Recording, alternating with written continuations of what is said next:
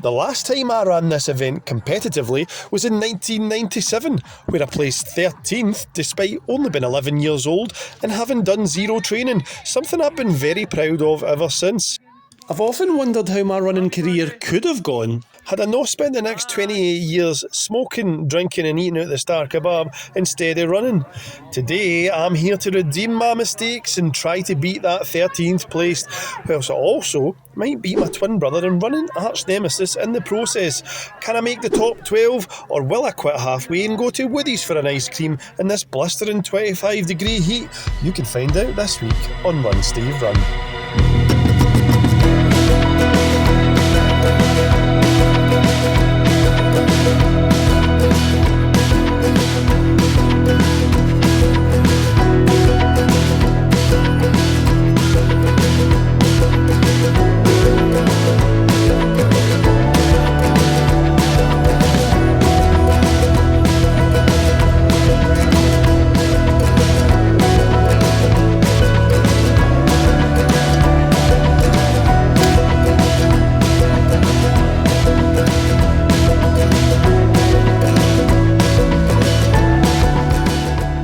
Some say it's the most important race in world athletics history.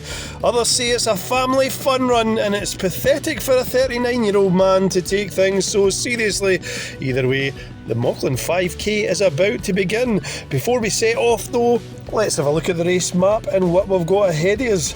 As we zoom into the centre of Mauchline, we come to our start line in Beach Grove Park, aka the Big Park, and we start off with a lap of the top half before exiting and having a nice easy gradual descent down Buskimmon Road. We'll then turn right into West Park Avenue and then we'll run alongside the Ayr Road for a short amount of time before cutting back into the houses for a loop around Connell Crescent. Next we'll take the wee lane to rejoin Buskimmon Road for the second time and we'll continue downhill, following it under the railway track and past the graveyard, where we'll then turn left and get some nice flat country road. But all that downhill we've just enjoyed in Buskimmon Road is about to come back and bite us in the arse as we turn left up Hawk Road and slog back up under the railway track. Once we do get to the top of Hawk Road, it's a hairpin bend to the left and we're going to go back downhill again, this time down round Station Road before rejoining Buskimmon Road for the third and final time as we suffer another painful steady climb. Once completed, all that's required is a final victory lap around Beach Grove Park to the finish where we started. Let's now go to the start line where Scott Hare is eagerly waiting to try and beat me for what would be about the 14th time this year. So you're not winning it? Top 10 maybe? 3, 2, 1. That was me and Scott discussing my aspirations for him to make his first ever podium in this race. Thought it might be quite an easy field, but after talking to a few of the guys at the start line, there's actually a few good runners here, so I've dropped my aspirations for him to make a top 10 potentially. I'd love to make a top 10 myself, but I'll take a top 12. As we set off though, and we go round the first right hand corner, both of us keeping a sensible pace at the start as many of the youngsters sprint off. It's one of the hottest days of the year today, so it's definitely a day for a conservative first kilometre if you want to have a good race. Let's talk about what a good race looks like for me though. My targets for today are firstly just to make it round in one piece. I've only attempted one run since my ultramarathon 2 weeks ago. You may remember that I mentioned a bit of a foot problem, well that's turned into a bit of an ongoing issue. I tried to run it 2 days ago but I had to walk home because it's still a bit of a problem. This is the Mauchline 5K though, so I'm going to give it everything I've got. If I find that I'm fit enough to run fast, my main goal for today is to beat my 11-year-old self by making it into the top 12, which given that there are roughly 300 runners with a few sub-20 guys in the field, it will be no easy task. Finally, as always, I want to crush Scott Hare. Unfortunately, he's still bloody rapid, so he may well be out of my league today. The chances of him being hit by a low-flying blimp though are never zero, so I'll just need to keep my fingers crossed. We've now almost looped right round the park and you can see the massive zipline tower to the side of me there. That looks tremendous. I wish I'd got a shot of that. I have to say, the event organisers did a great job with the attractions. My 11-year-old absolutely loved the zipline and the climbing wall. My 5-year-old loved the bouncy castle and the football. And I gave my 40 team with a couple of llamas, which I never expected when I woke up this morning.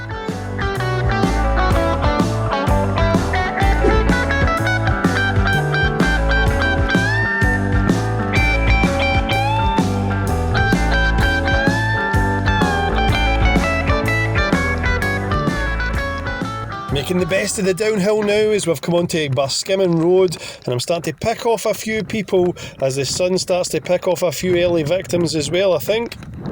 Scott Hare is starting to cruise away from me now, and I'm not exactly in the top 12 that I wanted to be either, but the sun is very hot today and I get the feeling it's going to pick off a few more runners as we go. Let's hope I'm not one of them.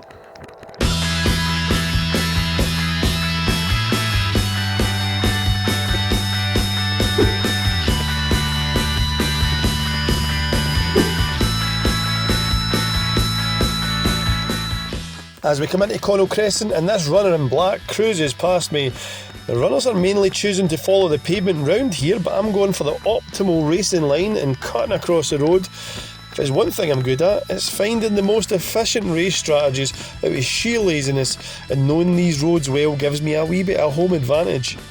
It's no a race strategy that's prevented the runner in black from absolutely gapping me though. She is out of here.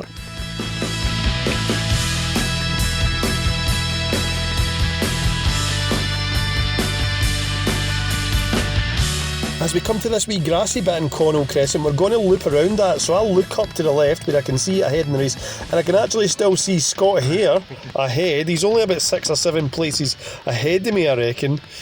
Starting to settle into position and maybe resting my laurels a wee bit now. I'll need to catch some folk if I'm going to meet my targets today. Unfortunately, that's the exact opposite of what I'm doing as this run on blue goes past me.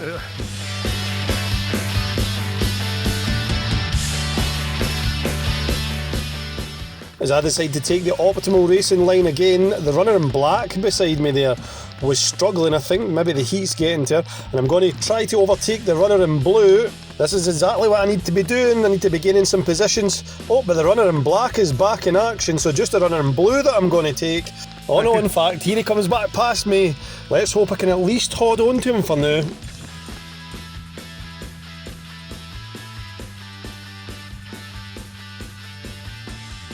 You might have noticed there we've overtaken the girl in black again as she's stopped, but I think she might be deliberately jeffing this race, because here she comes again, absolutely barreling down, using the full advantage of the hill to knock me back down into 16th place, so I've still got 4 places to find.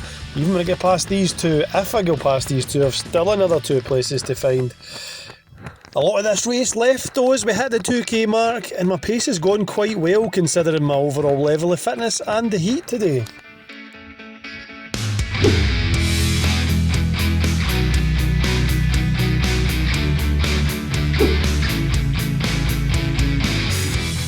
And as we go past the graveyard, we're going to overtake the runner in black yet again. It's turning into quite a battle for 14th between the 3 years.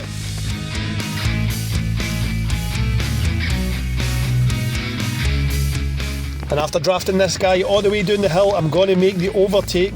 I knew before I started today I needed to conserve my energy for the second half of the race, and that's worked out perfectly, just sitting behind him all the way down the hill. Now I go past him and I have to say I'm actually really pleased with how I'm feeling.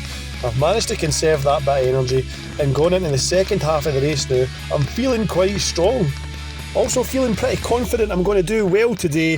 That's about to be ripped away from me. Thank you. Oh, Stuart. Oh.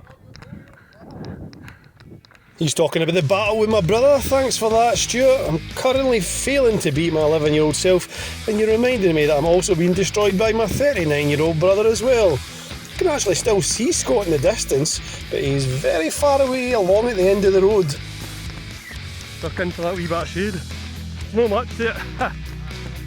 Talking to the enemy there is me in blue t-shirt are baked alive in the long flat straight along to Hawk Road.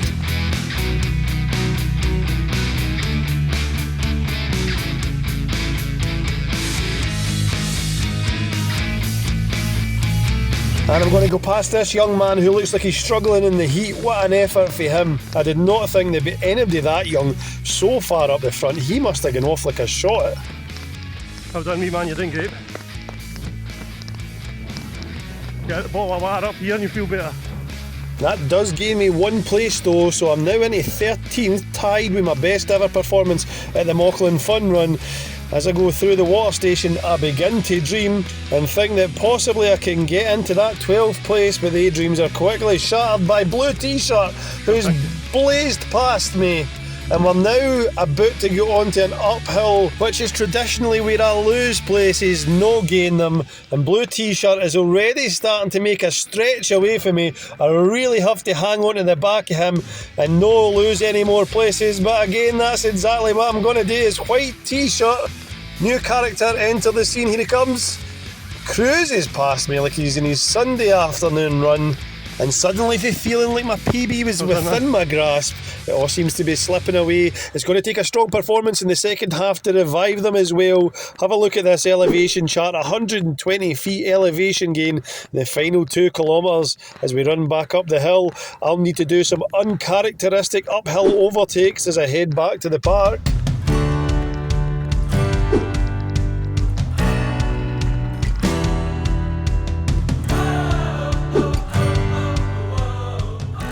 And look at this, White T-shirt might have got away from me, but I'm digging in this uphill and showing the heart and determination that saw me finish in the top half of the K12 Ultra a fortnight before this race. Overtaking Blue T-shirt yet again. What a battle it's been as we go past the sawmill and I move up into 14th place.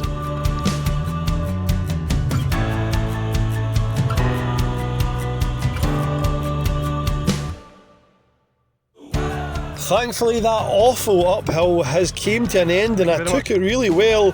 We'll now get a temporary respite as we go down Station Road, our last downhill before the long slow climb to the park. At this point I'm not sure what position I'm in, but I know that I must be pretty close to my target, and given I'm generally terrible at the uphills, with the rare exception of that last overtake, I'm going to have to use this to my advantage as much as possible. And I'm certainly doing that here as I'm going to make another overtake and get myself back into 13th position. Not only that, but all of a sudden 12th place is right within my grasp.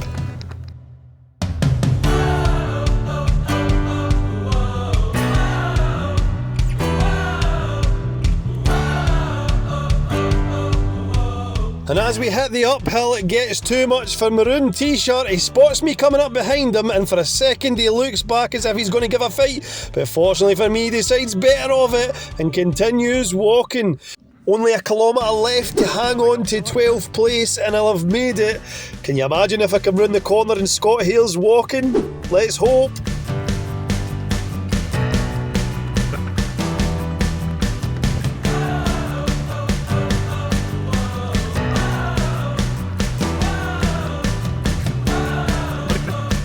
As I enter the park, unfortunately, Scott Hare is nowhere to be seen, but I'm going to glance back and look who it is. It's Blue T-shirt, he's still hunting me. What a heart this guy has. He does not want to let me beat him. It's going to be one lap of the park to decide whether I beat a personal best that stood for 28 years, or Blue T-shirt snatches 12 and crushes all my dreams.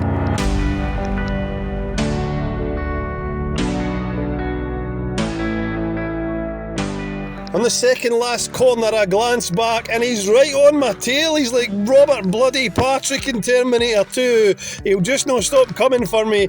I might be huffing and puffing, but I'm not going to get in without a fight, so I muster every bit of strength I've got and put the hammer down.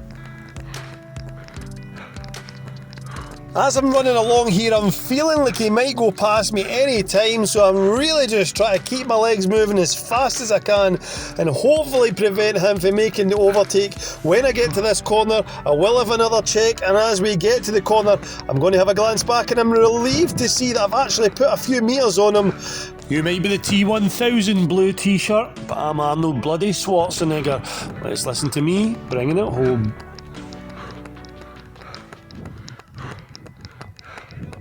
Thank you. And I finished in a time of 26 minutes and 46 seconds, which on a baking hot day and almost 2 whole weeks off is a pretty decent time, and I made 12, which obviously Well done, man. I'm over the moon with. Scott Hare finished in 6th place unofficially, according to my mom. But there's one thing that's definitely official. I'm going to need a good bit more training if I want to beat Scott Megan, Hare. Megan. Overall though, it's been a fantastic race and a fantastic event. Remember to like and subscribe if you want to see more of my videos. You can go back and watch my K12 Ultra Marathon, which was my last video, or you can wait for the Rivalry Way Ultra Marathon, which will be my next video. Will I win the Rivalry Way Ultra? Or will I in fact struggle because my foot injury is still causing problems? You can find out next time on Run Steve Run.